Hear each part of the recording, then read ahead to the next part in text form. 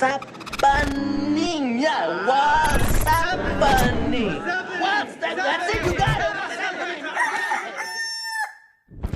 What is up, everybody? My name is Dane Thompson, and welcome back to another episode of What's Happening. All right, let's just jump right on into it. So I haven't made one of these in a little while. I've been busting my tail on pretty much the Twinnebago last weekend. That was really the big fiasco, and I stacked a bunch of stuff on my plate. I'm like, I'm gonna do this and do this and do this, and then that grill just slowed me way down. It's 4 pieces, a bunch of straight angles. Everything was made long, so it'd be all cut to fit, and it just took me forever to get everything to play nice and look decent. And the heat kind of played into it, and then at a certain point, honestly, I was like, I didn't want to do that. What I really wanted to do was find the stupid tick in the Malibu. I was going to rip the whole thing apart, double check it, look at it, and then slam it back together so I can go racing this weekend with my buddies. Well, the Twinnebago chewed a bunch of time. At a certain point, I just realized I'd throw in the towel of my pipe dream and get my car back to the track and focus on what I needed to do, and that was get the Twinnebago grill in and mocked up. So I have that thing in. I had it mocked up in the video. This week I actually went back and then drilled through and put some T-bolts and some stainless hardware, so everything's captured and it's there. I still have to make the latch. But on top of that, I took another project on. So I've been tinkering with the little side project. I can't really spill the beans here. It's a little bit of a surprise. But by the end of the week, whenever the video is finished, because I still have like a little event that I have to make happen, and then I can wrap the whole video. So the whole point of it was to go to this event and then, yeah, share it with you guys. So it'll be fun. I think you guys will enjoy it a bunch, and I will bring you along on that. But I just want to sit and BS for a little bit and then kind of keep you updated on a certain few different things. Namely, I don't think that I've told you guys on here, and I'm very sorry to DJ Safety because I don't think I mentioned on here. I mentioned it on Instagram, and I have a little profile deal where you can click on it. But they have a running special with DJ Safety that if you call them up, you can't just go on their website. The website sucks. Hopefully, maybe I can get together with a buddy of mine and do something about that one of these days. But you got to call them in. They're pretty much old school, and they'll take care of you as far as the products and things that you need. But if you need a discount, you call in, and the discount promo code, this is what reminded me of all of this stuff and that I haven't told you guys, is what is up. It literally says that on this package. And this is because I reached out to him after I got back from running my car last weekend, and I got yelled at, and the guy said, if you don't have padding by your head, I'm not gonna let you run next time. So, reached out to my boys at DJ Safety, and then next thing you know, here you go, package in the mail, bada boom, bada bing. So this should be the safety equipment I need, so they don't yell at me next time. And if you guys need safety equipment, you're getting that build ready, doing your stuff, the guys yell at you, well, here you go. You call my guys over at DJ Safety, and they will take care of you. So again, this is all SFI. This is the padding that you need. This stuff's actually pretty damn hard. I don't really want to bounce my head off this, but I guess this is a lot softer than a bar coming at your head a million miles an hour. But that is it. I think you just stick it on there and probably just cut it to fit or whatever. And they sent me 2 sticks of this, so that way I can take care of everything that is around my Coco. So they let me race. Yeah, because the guy literally said I will kick you out next time. So, haha, nanny boo boo, not get kicked out. Thank you very much, DJ Safety. Again, call them up, say, give me the Dane promo code, Dane Thompson, Burndown, say what is up. They will take care of you. They know who I am. They'll know what you're talking about. And it's 20% across the board. So if that's not a smoking hell of a discount, I don't know what is. So if you need safety gear, it's American made. They make some of the best stuff around. Call my guys up, get your stuff, be safe, go fast, look good, life will be good, all right? So that is my promo. Thank you very much, DJ Safety. Always taking care of me. They always got my back, keeping me safe. Hopefully when my car goes fast, in which I will share, because last time out, we didn't go so fast. We 60-footed terribly. So I will share my excuse here with the people that want to listen. So the excuse that I have was, I think when I built that transmission the first time, because if you guys remember correctly, I lost low gear. I moved the battery to the trunk. So I had the transmission, I had all that stuff out, and we built a whole new turbo kit and brand new injector. So a lot of changes going on. And I think when I rebuilt the transmission the first time, I built it from scratch. I just read a book and put the thing together. It worked and functioned, but I never flashed the converter. I could go to the moon with it, and I didn't know where it flashed. And everybody had asked me, what's your converter? I was like, the guy that sold it said it was 3200, but I can literally wood this thing and it just goes on forever. So I just kind of picked where I wanted to leave, and then I would manage the power to my little baby tires by pulling timing. And I was pulling all the timing because otherwise it would just zing to the moon and blow the tires off or whatever. So fast forward, last time out, I haven't had the car out since the beginning of the year. Went through the transmission, did the whole dance, and it didn't even dawn on me I couldn't get it to leave like over 32. He'd bring it up to 32, it'd hit a wall. I was trying to leave like 35, 38, bring some power in. And the whole time, I was yanking all the timing back out of it just like I was at zip tie. And that's what got me down at zip tie, and it's 178, which is the best 60 the car has done. So obviously I was going to start there. Well, it obviously didn't work here, and I think what was happening is the transmission was bleeding internally through the reverse clutch circuit, or reverse circuit in general, and through that lip seal, and then that was allowing the transmission to slip. So obviously the converter was doing its job stopping at 32, and then the transmission would just slip. But the weird part, it never smelled burnt. The thing never really, granted, out of sight, out of mind, because I don't have a temp gauge, but the fluid never smelled bad. It never really, changed color, other than it just kind of quit going into low gear. And so it is what it is. Now that the thing's fixed, it's a different transmission. Like, it shifted good before. Now the thing is a bad bitch. You put it in reverse and it'll trip the tires. Like, there's a lot of line pressure. It's night and day difference. What I'd like to do at some point is get sensors on all my shit, so I can just go, okay, my line pressure in reverse is this, my line pressure in low gear, high gear is this, and that way, data is king. It helps you monitor when you have an issue or before you have one. So that's my excuse why I was going slow. I was pulling all the timing, and then probably wrapping that thing out well over $7,000. There's probably a couple points where I was a little slow on shifting, and who knows? I don't think the lifters liked it, so we're still going to check there. Did a compression check, 145 on a couple cylinders. Everybody else 150 across the board with a cool motor. It wasn't like hot, so I think we're good with all that stuff. So other than those updates, some fun stuff I got coming up on the channel. We're still going home on the Twinnebago. I'm still pretending at this point that LS Fest East is going to happen. I reached out to the guy that I know over there at Holly, so he will keep me apprised of the situation. But we will see where that goes. I'm going to pretend it's going to go down until they tell me it's not going to. But ultimately, it really has to be a real show. If it's not a real show, I am not putting 4,000 miles on that thing, and the strain and struggle of trying to go and accomplish that, let alone all the money and everything and time invested to show up and just hang out with the guys at the event and not have spectators. I made that thing so we could show it off and have fun and bring it to the public, not so I could just show it to like 5 people, because I can just take it to like Burger King or go get a pretzel and ice cream with my kid and sit at the gas station and, woo the people that are pumping fuel. So we'll see. But ultimately, if LS Fest East doesn't go down this year, which the way things are going, it is what it is, I'm really looking forward to 2021. I hope we kind of get this thing sorted out. And I'm excited, and I'm starting to look, toward the future and be more positive in the fact that if I'm building something like a twin turbo Winnebago to drop on people, and there's plenty of people, there's so many people that have no idea that I even exist, and they're going to go like, where the hell did this idiot come from with this deal? There's plenty of me's out there that are building crazy shit that are just going to unleash it. So I'm looking forward to getting back and going to shows, because honestly, let's be honest, you go to shows, you go to places, and it's real stagnant. It's the same shit, the same truck. Everybody, like, somebody come out with like a truck or whatever it is, and you'd see it regurgitated like over and over on Instagram and the shows and all this stuff, and it was like, at a certain point, it's not fun. There's nothing to look forward to. Well, now there should be some fresh shit. So I'm excited to go, and revel and go see what people are doing and see how all of our kind were staying busy while the sky was falling, because that's what I do. I just pour myself in all the work. Like, it hasn't slowed me down other than the fact that I can't get certain stuff.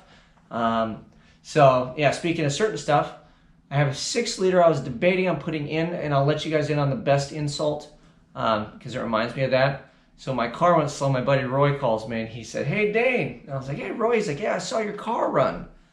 I said, "Oh, yeah, you watched the video?" And he goes, "Yeah. And if it goes any slower, you're going to have to take all the safety equipment out and you can just take your helmet off because you're not going to need it anymore. So, and then of course he laughed, and we had a good laugh, but that was the best insult. So a lot of other people threw insults. I heard like, my daily driver beat you and so on or whatever. But with the hot setup, we rolled out at a 2060 and we trapped 109. So it's doing work, making steam, pumping some hot air. It's still in one piece. Hopefully the cam is decent from the, I think it's the lifter is dying. That's what I'm betting on. I could be wrong because we haven't pulled it apart yet. But I'd like to get into that. And the other thing I'd like to do is, I keep promising doing the front end. So now that I'm missing this track event, we'll dive into the motor. Once we kind of line that out, if I get an idea of what it is, obviously we don't need to go back to the dyno for tuning or anything because it's fine power-wise. So we'll rip the front end apart and do that upgrade as well. I got like a steering wheel and stuff over there. I've been sitting on the shelf too, so we can probably put that on. But yeah, so that's it. So we're gonna mess with the Malibu. We're gonna keep rolling on the Twinnebago. I've got a visor to build. I got to put the generator actually in the unit itself. Button up some lines and stuff. I still haven't crawled under there because I was so sick of being under that thing for so long, but it doesn't seem to leak or do nothing, so we just need to fasten everything down for a long haul just in case we get to go to Kentucky, which I would really love to get out of here if I could. And then we'll just keep plugging away on the Malibu. So the 6-liter I alluded to as well, I have one in the shop right now. I buy and sell and flip like LS motors, and I landed on a 6-0, and my same buddy Roy that was busting my balls was like, why do you keep giving these things away? Why don't you put one in your car? So I'm kind of debating, but also the other part of me knows that I don't have a lot of money to build a motor, and then I'm just going to go down that slope, and then I won't have money, and then I'll have some motor that I'll be concerned about. So I don't know. It's up in the air. But what I would really like to do, and I guess I could ask you guys, is I want to go to Rocky Mount Race Week next year, and initially I was like, I just want to go and enjoy it and see, like the PFI speed guys and the 1320 video guy and just enjoy it and just get to go on the adventure with everybody. And then I realized, well, I'd probably need help to get there. So if I, would reach out to you guys and whoever else and kind of get some little sponsorship stuff and try to, squirrel out a little bit of money away so I could actually afford to go, because I'm like everybody else. I have a day job and bills and a family and everything else. That started kind of setting in. I'm like, well, if I ask people for help and then I ask people to watch me do stuff, nobody wants to see the guy sandbag or like, hey, look, and I had fun and look at my dinner, like all those Instagram posts where it's like boring and you're like, that's great that you had steak, I don't really care. Well, my plan was to do the junkyard sloppy mechanic style setup, and then bring like at least one backup and possibly switch over to like an aluminum 5.3, so that way two idiots, namely probably me and my buddy Reed or whoever else rides with me, we could actually pull a blown motor out and stuff one in. And I figured if I could bring my car and the attitude of I'm willing to spend a couple motors to try to make the thing go fast, and I kind of get my shit together suspension wise and stuff, and we lighten the car a little bit and I can actually make a decent hot rod out of it, I think I'd hopefully could be a contender. And even if I'm not, it'd just be spectacular. You just swing for the fences like Babe Ruth. Nobody talks about the times the dude struck out. They only talk about that one home run. So I figure, if I brought some motors in the trailer and we're ready to party and, let it roll and whatever happens, happens, it might be fun, because even at that point I wouldn't know what would happen, but I'd be prepared obviously to do the work. And I'd probably drop dead after 7 days of doing that. Me and my co-pilot, whoever is lucky enough to be miserable with me in the Malibu. But yeah, I'm thinking something like that, because if the stars align and I was able to actually pull something cool off, and spend either one or two motors trying to make it happen and just doing it on a real regular guy's budget with a little bit of help from everybody, I think that'd be something to watch. And hopefully you guys will tune in and basically watch me swing for the fences. And even if you come up short, there's still the anticipation of like, what if the car actually hooked and booked? What if you made a good pass, the damn thing stayed together? And you're like, well, next track, we'll just turn it up to the moon, like the moon tune every single time until it doesn't work. And then you just back it off a click, put another motor in, and hopefully it would work out. So I don't know. I'm kicking around that idea, but let me know what you guys think on that. But it's like a fight. You want to see Mike Tyson kick the shit out of somebody right now. You don't want to watch dudes hug it out, right? So that was kind of my thought. Like, we're going to do it. We'll just go out in a blaze of glory and maybe not even finish the damn event and just be stuck in the middle of Colorado. Who knows? But that's my thoughts on that. You guys let me know Ooh, before I get out of here too, so I thought I was all smart, and I was like, oh, I'm going to do a Q&A session, right? And then I did the questions, and then I didn't do one of these videos. So let me see if I can look on here and find my questions that you guys asked. And then I'm sorry that like everything's like super old by now. Let's do a Q&A. So here you go. So here's all the Q&A stuff. Sorry I was lagging, guys. But I even actually responded. That's the other thing too. I just got some old ass questions or comments from like 2 months ago. So if I've been peppering you with questions you're like, bro, I asked you 2 months ago, it's because I literally just saw them all, and I stayed up for like 2 nights in a row trying to respond to everybody. So, hey Dane, with the new Big Boy Turbo, what are your goals in ETs? Are you adding an ITA gauge to your 7-inch dash to monitor the intake temperature since there's no intercooler? Good luck at the track. Phil. So I've responded to you, Phil, but I'll let you guys know that there really is no goal with the IAT other than just to pump a shitload of hot air and keep the motor in one piece. I don't really know what's going to happen. All I know is the internet says you need to put an intercooler on because you'll blow things to pieces. And then the other thing I understand it was octane rating. Somebody was saying from a scientific standpoint that the heat could affect the octane of the fuel, which I thought was weird, but maybe it's some chemical thing. I didn't take chemistry or nothing, so I don't really know. But the one thing I did find is with the hot air, obviously there's less volume, so the injectors are stretching a lot further. But it almost seems like it'd work out in the wash, because if my injectors go further, you just pump more hot air in. So I wonder if it would kind of equal out. I mean, obviously with cool, dense air, you're going to do better, but what about a lot of really smoking hot air? I don't know. That's what we're kind of finding out. And it was just fun. It's just a fun experiment. Really want to see what the possibility is, because I know water to air is probably in the future, but I just don't want to lug the ice and all the shit, especially if I do like Rocky Mountain Race Week. Like, it's just one more thing. And if I can make decent power and go fast enough and just pray that the motor stays together, that's a little easier than hoping that I have ice and all the I don't know. We'll do whatever we got to do. I don't know if I can have multiple power adders too, because we'll just throw a small shot of nitrous on there and that'll cool the shit out of it, and we'll really be boogieing. So I don't know. I'll have to read the rules, but I think it's single power adder. Are you going to add water meth to help with the IATs? Again, it's a carburetor kind of style setup with the elbow. So I did, oh, my nose itches. I did think about adding like water meth, but again, it's like triple what I paid for the motor, and I'd have it and I get it. So I don't know. I mean, that's another avenue or option. Maybe, I guess I could say maybe if we kind of really start pushing stuff or stuff's blown to pieces, or maybe just to go, hey, does it actually help? But again, Holder and all those guys have done all that stuff. So I don't know. I'm kind of curious just to see how hot we can actually make the air and how long the thing stays together. I'm just going to pretend it's like superheating steam, right? Like steam makes power, but superheated steam makes some real power. So we'll just stick to that, right? Probably a bad idea. Are you planning to switch the rack and pinion? If so, I'm interested. This is Mason Campos. Yes. So yes and yes. Again, I know I've been pushing it back, and then I'm all crazy about trying to go to the track. So I'm just going to chill out for a minute. We'll get that done because I said that I would. Plus, it works with the weight factor and all that stuff. So it's coming. I will do it, and I'll show you guys, and I'll even tell you what kit it is and all that stuff as soon as we get rolling. Last one, Greasy Thoughts Garage. Do you have any plans for your next project? And what do you plan to prep the Malibu? Oh, and what do you plan to do to prep the Malibu for Rocky Mountain Race Week? So what's your next project, and how am I going to prep the car for Rocky Mountain Race Week? That's from my boy from Greasy Thoughts Garage. Well, to prep the car for Rocky Mountain Race Week, first of all, I got to finish Twinnebago. Then after we're done hemorrhaging and bleeding all my time and effort and everything on that, I'm going to focus full on and just make this as much street race car thing as I can. So probably glass parts to lighten it up because she's a kind of a pig. Suspension for sure. I need suspension. I need an anti-roll bar in the back to keep it straight.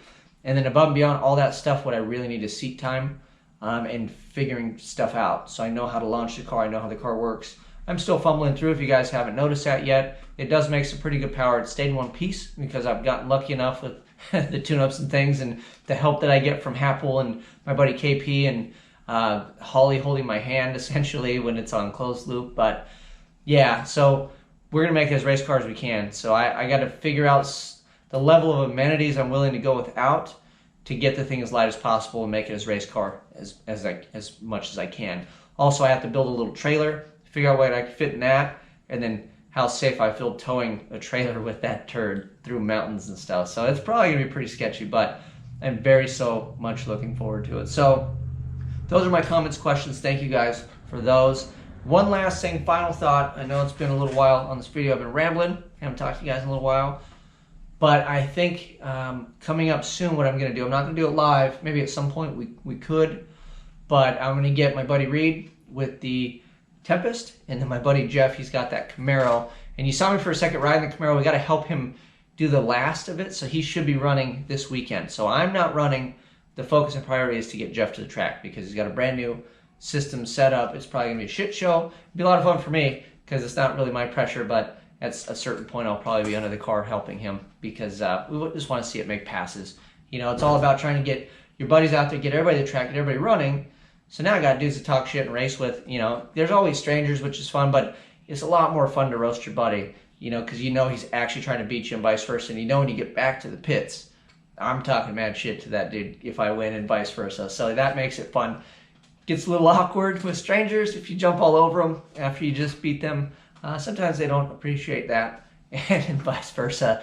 A little weird if some dude was all over me, you know, if he won. But I don't know. I take stuff with a grain of salt anyway. So sit down with those guys and do like a live session Q&A. So maybe I'll bounce some questions off you guys. I'll have my own set of questions and kind of facilitate an Oprah Winfrey style conversation with the boys and the crew over here, and introduce you guys a bit more to them and kind of bring them in on the channel and for a little more interaction and whatnot.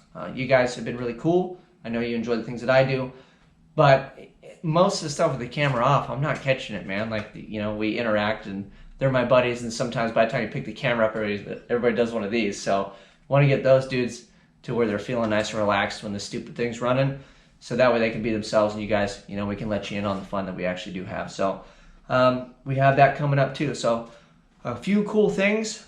Oh, and greaser thoughts on the what's my next project. I don't have car projects that are mine. We have one in the works for a buddy, but I got to get through all this stuff. And that one will debut at LS Fest West 2021 if that thing actually goes down. So 2020 is a bust for Kentucky because it was a bust for Vegas.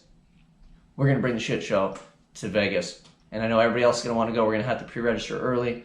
But legitimately, we're going to have a really cool little group and pit section with some pretty good spectacles. Well, quite a few fast door slammers.